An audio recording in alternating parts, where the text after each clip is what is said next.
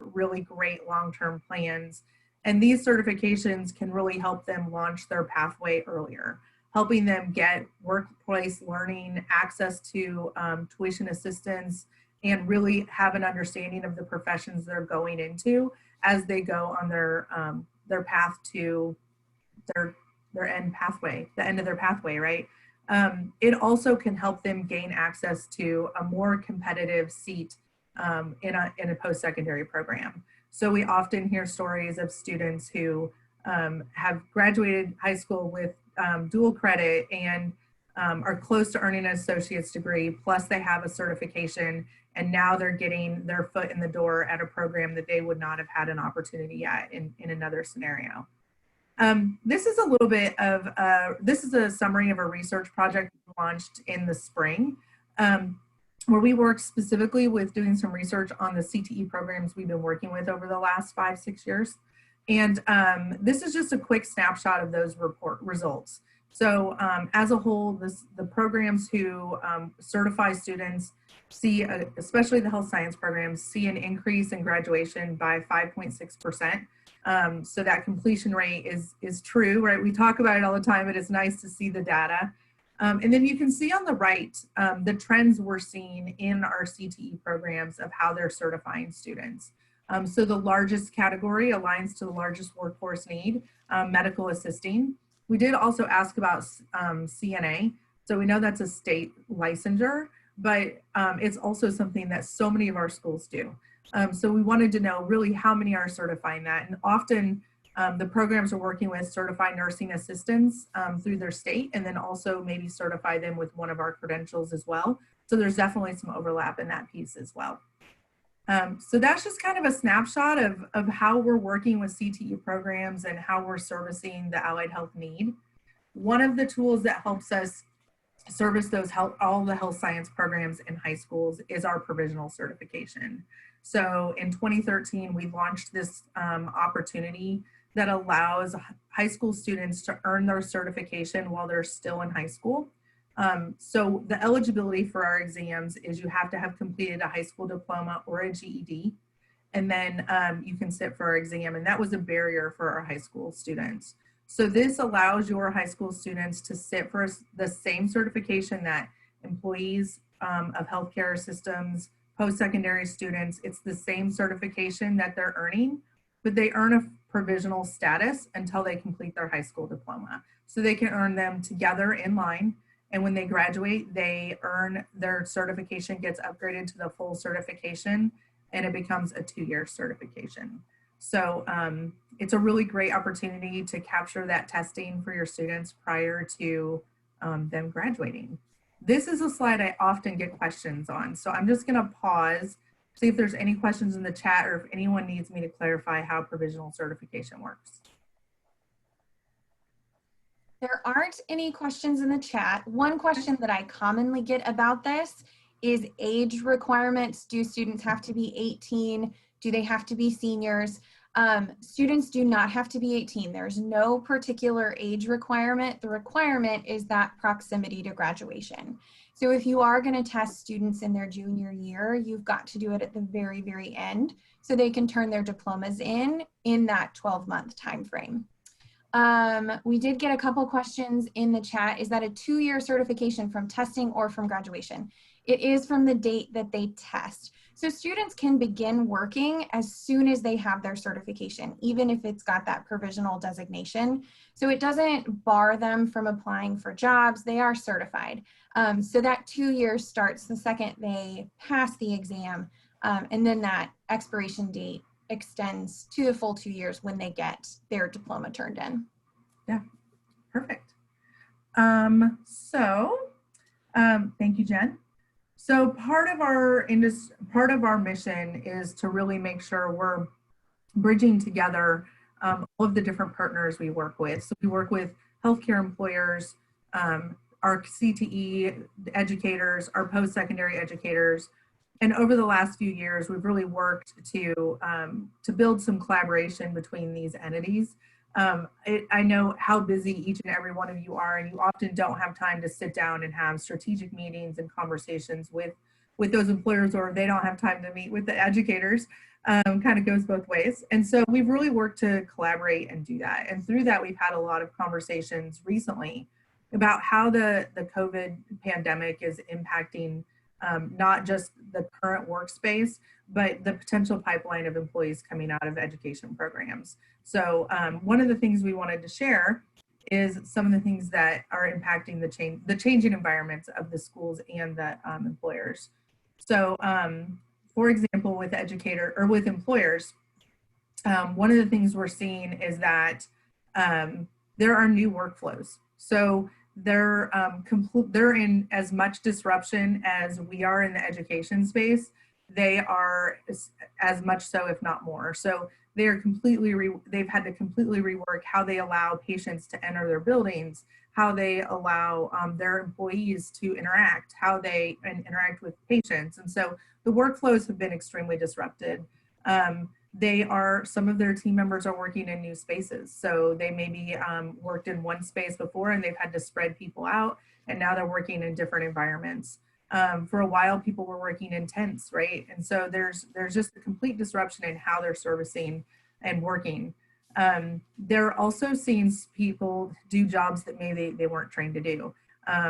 I have a very good friend, she's a perfusionist, and she actually has been screening patients. So instead of being in heart surgery every day, she's been screening patients just because that's where they need help. So everybody's kind of doing a lot of different things.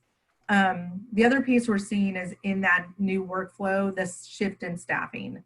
For a while, we were seeing a lot of furloughs and reassignments that started to temper down, but it is rolling depending on the market and what's happening with COVID in the area. And they may be moving people to different floors or different roles because that's where they need help and assistance. They are really looking for staff members to be flexible and understanding and be willing to try new things. They're looking for innovative thinkers. As things are rolling quickly and they're having to make decisions faster than ever, they're looking for individuals who can come up with an out-of-the-box idea and think about something they've never would have thought of before. And they're really looking to make sure that their staff team members know how to self-care, that they know when to raise their hand and say, I need help, that they know how to manage the stress and the emotional toll that the environment they're in is taking on them. And they're doing a lot to make sure they're educating their employees on what that self-care should look like. And then telehealth is something that a lot of employers were dipping their toe into. And then it got to the point where they didn't have a choice. So whether they wanted to or not, they've had to adopt telehealth. Some of them have done it well. Some of them have done terrible at it. It's been a big hurdle to overcome. And for a while, they were seeing 45% of their visits happening through telehealth or through e-visits. And so they're definitely looking for their staff members to have comfort with technology. So the days of I don't work in computers or that's not how I'm going to do it is long gone. That already started with electronic health records, right? But it's even more so because they do need people supporting these types of visits, and they see it not going away. I think it's become so convenient that they don't think they'll be able to back out of it, and so they know this is going to become a permanent part of their environment.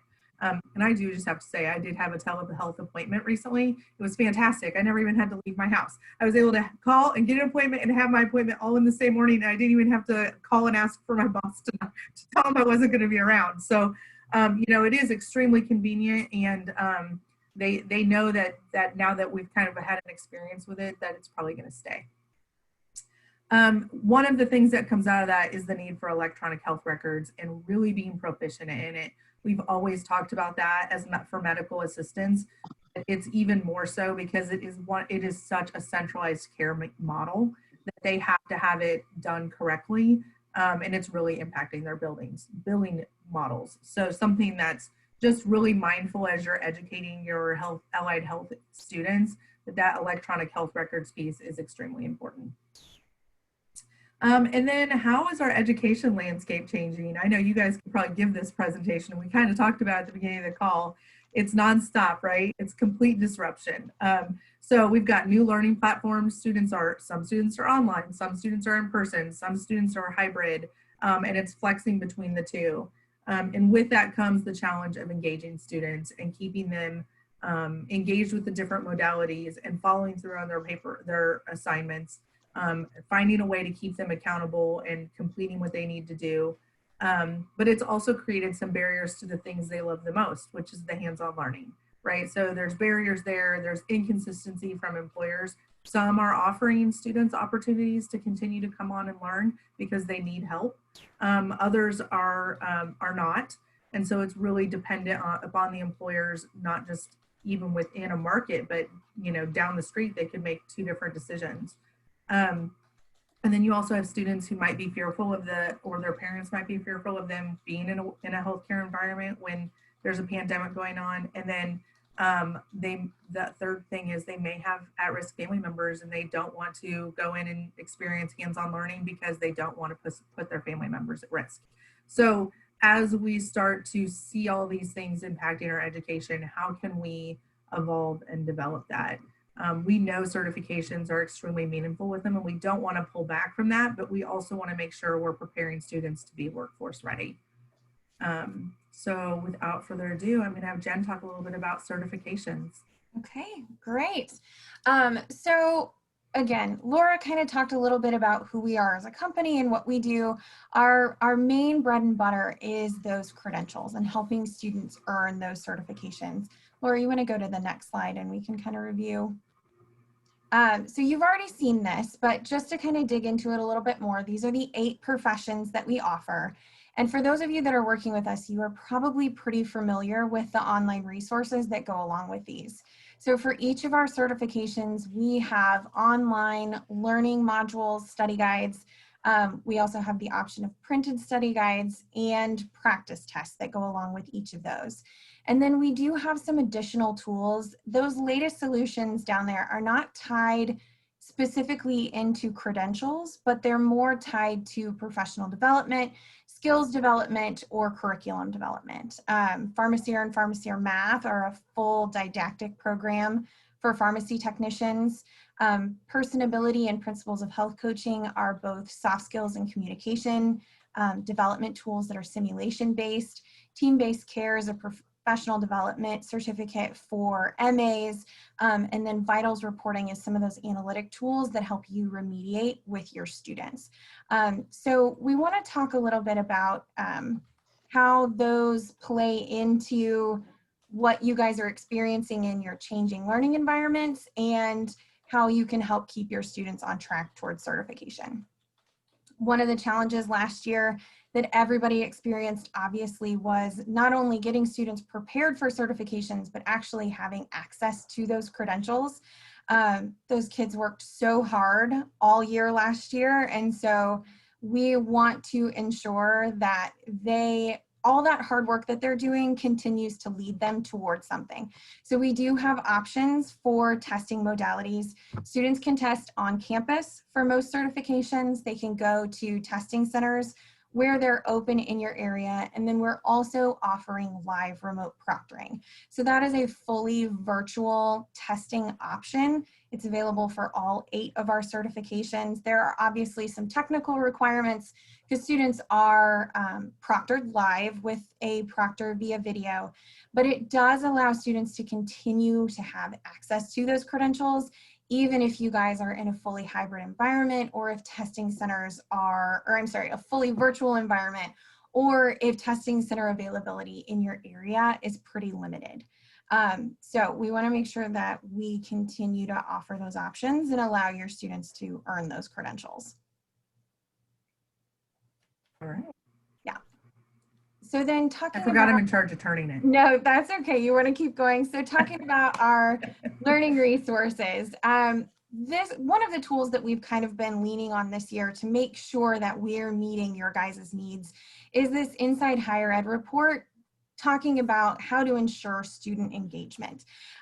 So with this survey that they did with almost 5,000 instructors, more than 60% of them said that student engagement is the biggest challenge that you guys face when it comes to a hybrid environment or online, which I think the conversation that we had at the very beginning of this while we were waiting for everybody to get logged in certainly corroborates this story. Ensuring that students are staying engaged, and how do you hold them accountable for that engagement?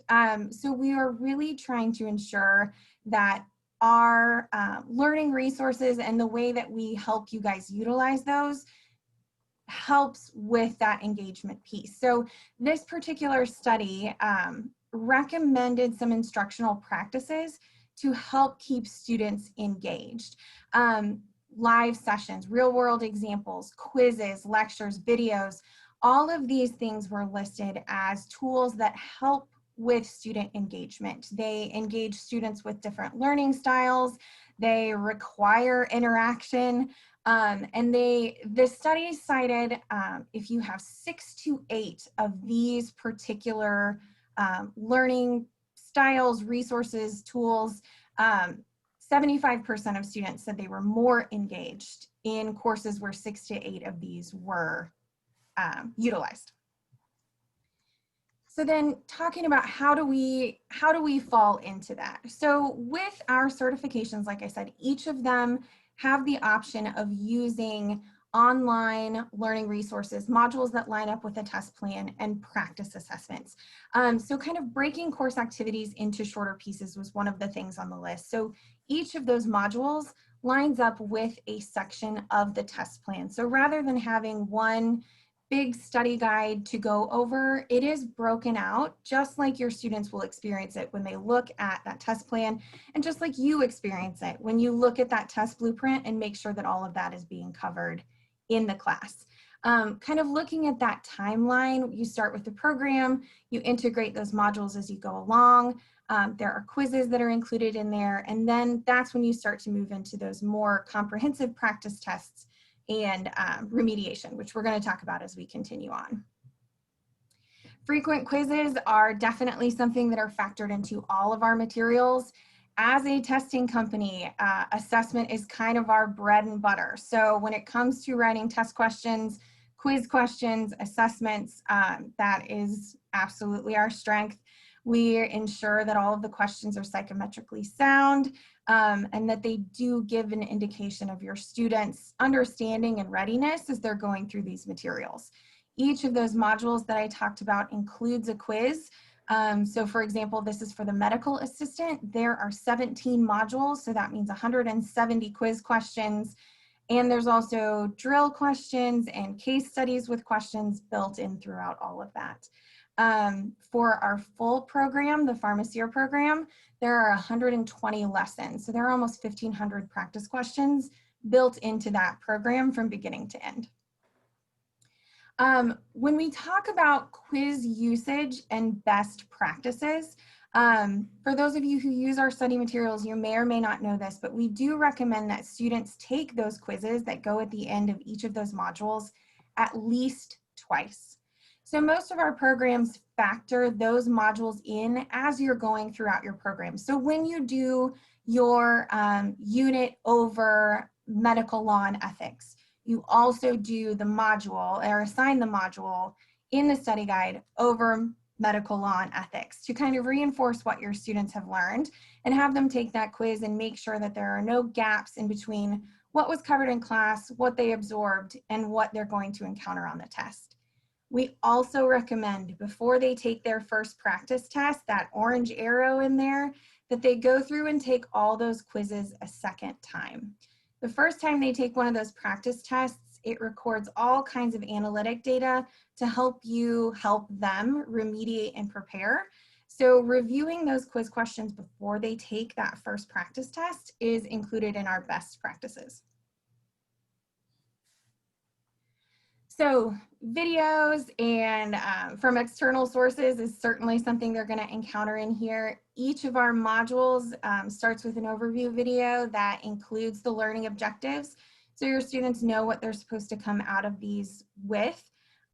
There's also videos throughout the materials. We have some resources that do video walkthroughs of calculation math questions. There are professionalism videos to kind of help them understand what's expected of them on the job. So there's certainly a lot of video resources built into these materials. This is an example, sorry, of one of those dosage and calculations. So for those of you with pharmacy technician students that struggle with calculation math, this dosage and calculation tool is extremely helpful in hybrid and online environments because it does walk them through those questions and allow them to practice it. It animates the questions and lets them learn all 3 dosage and calculation methods. So options for assignments. So assignments that have students express what they've learned. There are, like I said, case studies built into here. This video is an example of one of those case studies. A lot of them have drill questions or discussion questions afterward. So that is a good option for you as instructors. When your students have access to this material, so do you.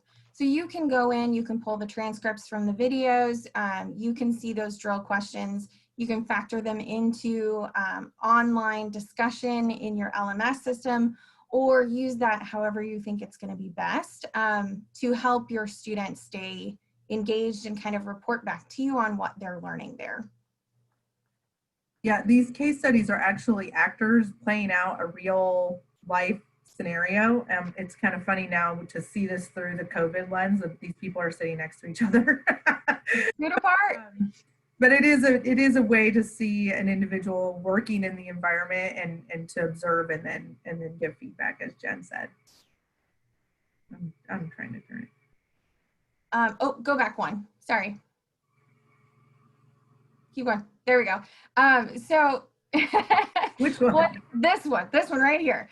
So this little square right here is kind of your digital filing cabinet, and that's where you're going to find some of the resources that will help you build additional assignments and things from these materials. So for example, one of the things you'll find in there is a reference sheet that includes a lot of online supplemental reading from places like the CDC or World Health Organization.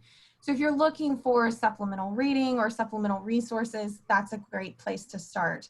The transcripts for all the videos are there. A copy of the test plan is there. So that is a really good kind of reference point for you when you're looking for additional resources. I'm ready now. I know it has a mind of its own.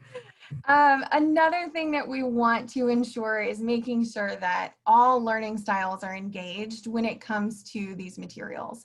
So at some points, the study guide is audiobook capable if you have any more auditory learners. And then we also have games and activities built throughout. So you can see this is kind of a flip matching game. There are also like drag and drop or fill in the blank or put the EKG leads where they belong on the person. So a lot of things to keep your students clicking and engaged and focused on what they're doing. This is also something that you can see if they do, but it doesn't record a score. So you can hold them accountable to completing it, but it's still a safe place for them to practice these before they have to complete one of those quizzes for a grade. Students can keep track of their scores if they want to, since it doesn't record that score. There's a score sheet. Again, it's in that filing cabinet. So you can print this, or students can print this and keep record of how they're progressing, because they can go in and do those games multiple times. It is intended to be a study tool, so they can go in, do it multiple times, and see how they are improving in there. I mentioned these a little bit earlier. Like I said, they're not tied specifically to those assessment or those IVCs, the industry-based credentials, right? But these are extremely valuable tools for student engagement and helping your kids stay on track with building some of those communication skills, those patient engagement skills that they may not get if they aren't having as much time out in the field face-to-face with patients. It's also good practice for them before they are face-to-face with patients, Personability is a simulation-based soft skills program. So empathy, compassion, communication, professionalism, all of those things are built into that. One of the neatest things about it is the simulations are the assessments. So soft skills are traditionally super hard to assess. You can give a quiz over empathy, but how do you actually assess whether a student can apply it in real life? So that's where those simulations come in. They'll go through a certain scenario and it kind of branches based on the decisions that they make. And then they get feedback after that in some key areas, and some feedback on how they could have taken the conversation a different direction to keep that person more engaged or to de-escalate a situation, whatever it is they're trying to accomplish. And then Principles of Health Coaching takes that a step further. It is very focused on helping any member of the care team keep patients engaged in and invested in their own care. So they don't come out a health coach, but it's health coaching skills for any of those other professions, either our 8 professions or any other members of the care team like a CNA. That would be involved in helping patients understand their own care. These are some of the, oh, sorry, go ahead. So we talked a little bit about practice test reporting and performance, engagement and assessment, making sure that your kids are staying engaged. How do you know how prepared they are? How can you tell if they have been learning their skills and competencies?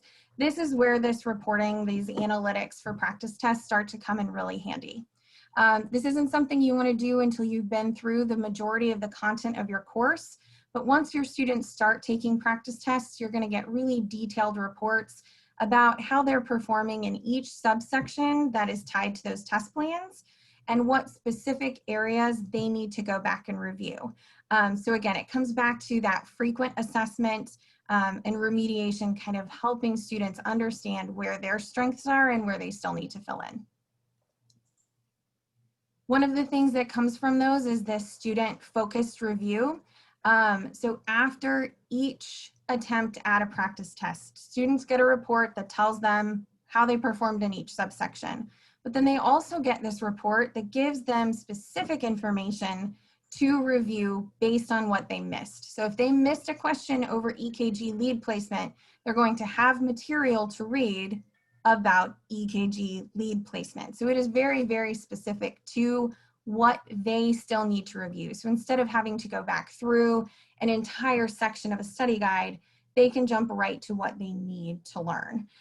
Ideally, that report gets smaller with each practice test attempt. Students get to take them up to 6 times.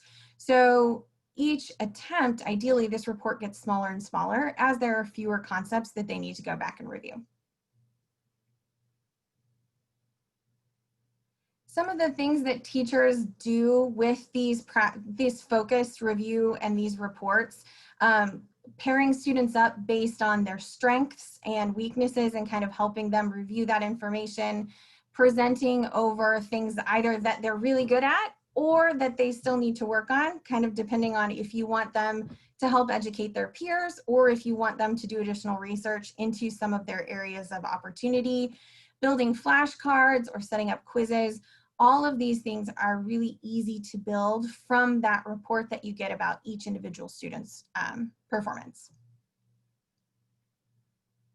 So this is your CTE team. Several of you have asked to be connected with the representative specific to your state. So this is the team. You can see me and Laura there. If you do want to be connected with someone, you can send me a private message. Let me know what state you're in, and we'll make sure that a certification specialist reaches out to you directly so they can answer any state-specific questions and help you when it comes to understanding if any of these materials would be right for your program and how to get started.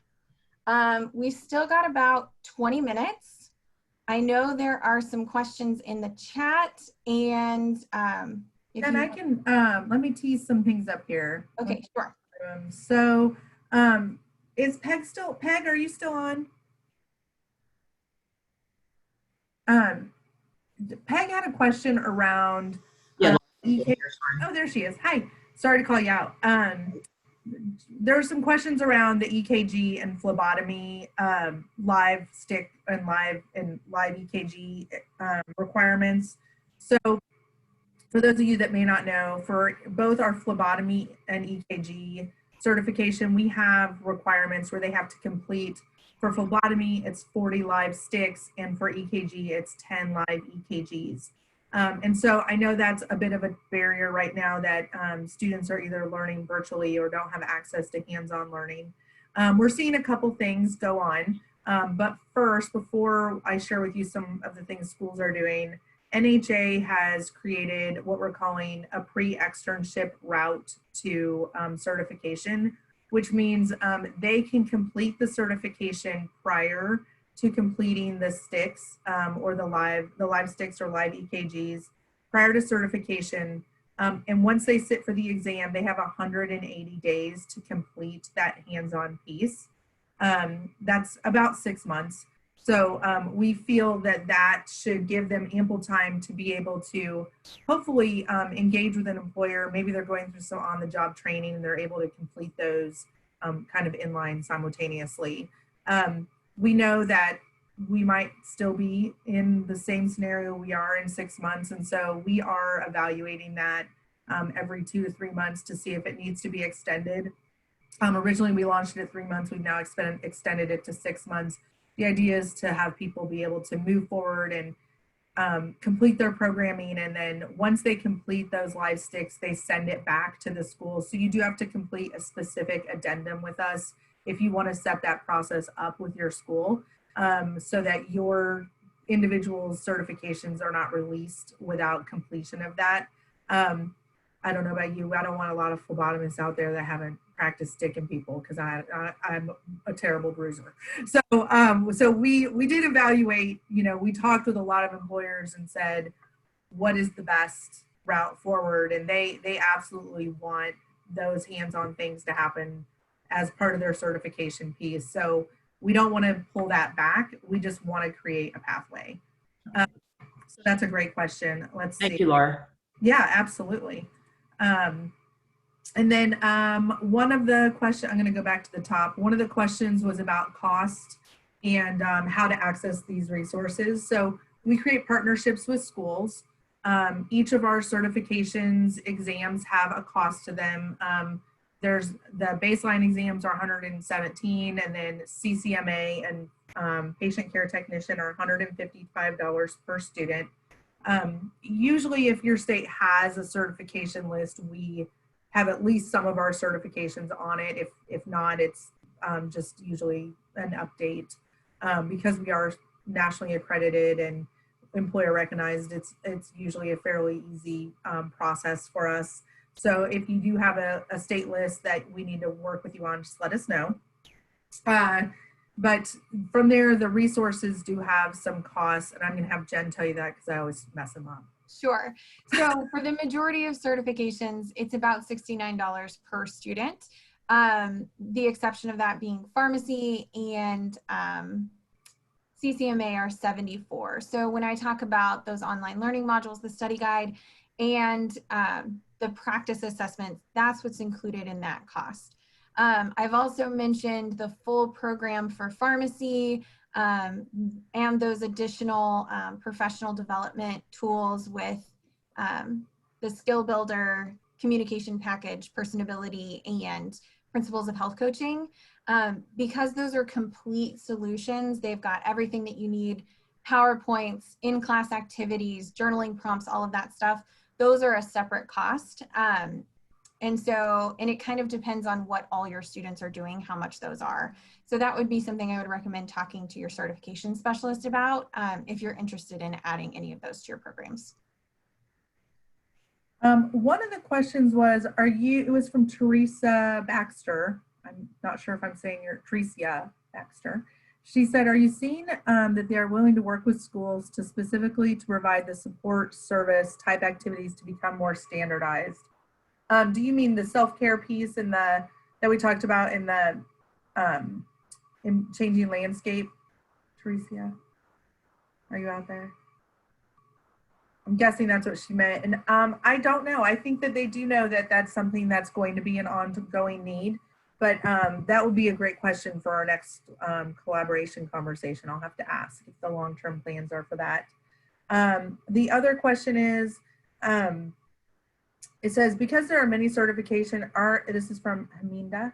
I'm going to butcher names. I should not even attempt.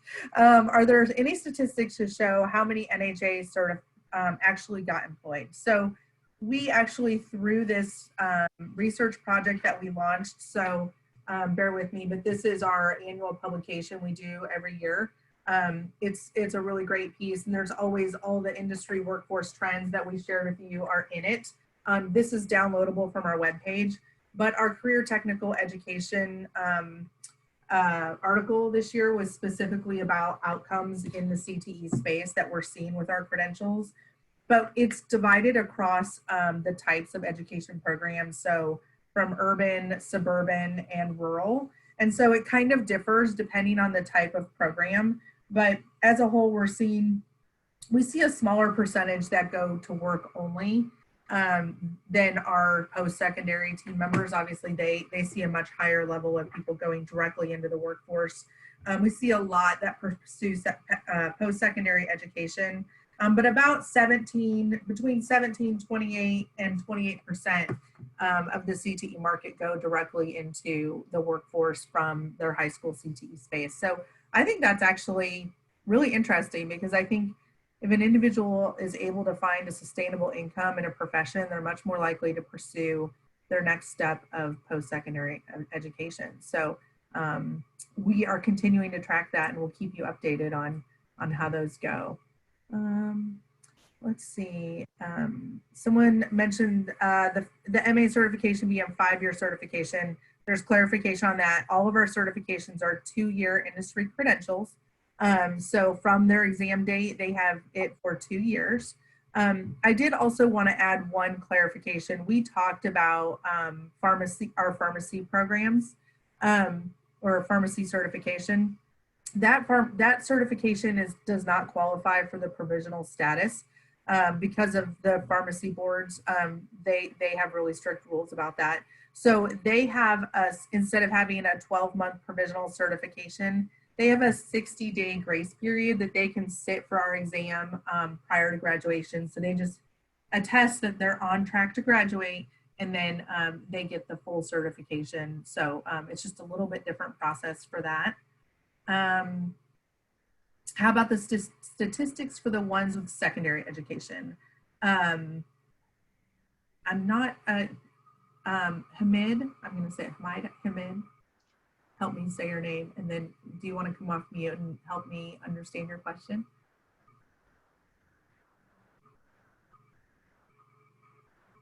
Nope. Okay.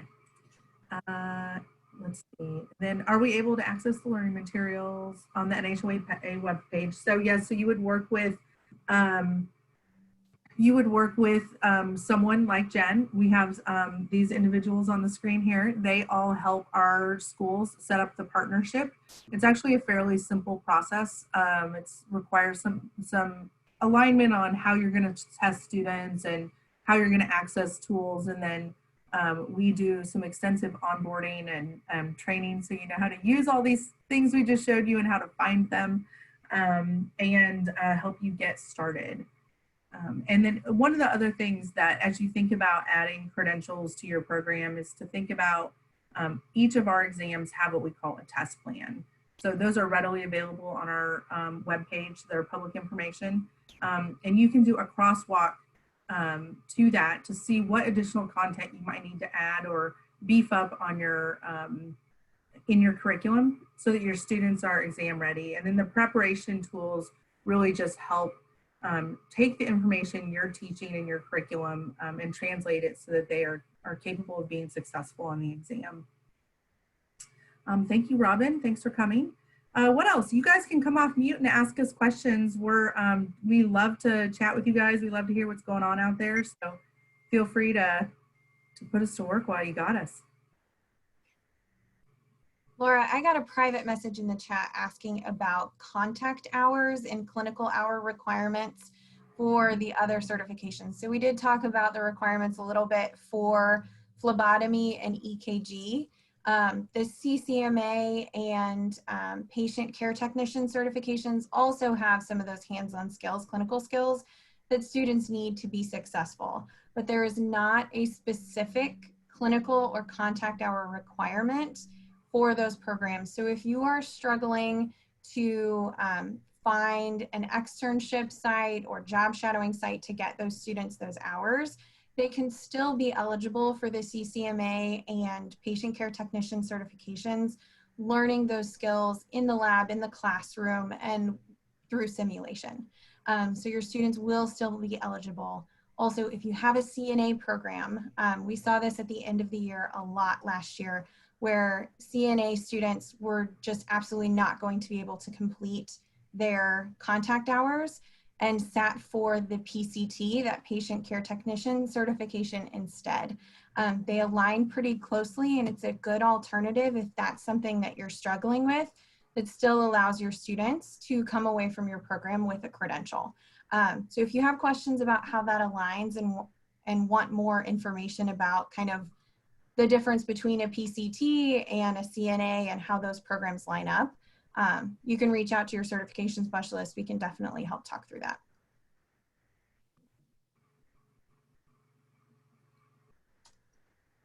What else?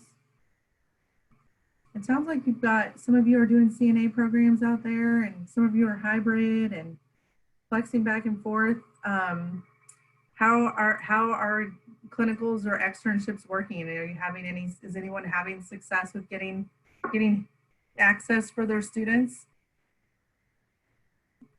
Yeah. I'm seeing a lot of head shaking. Shaking, I know. You know, I know it's not ideal. But we have heard some feedback on doing that they maybe are getting access through volunteer work and signing up as volunteers, where it might not get them the hands-on skills.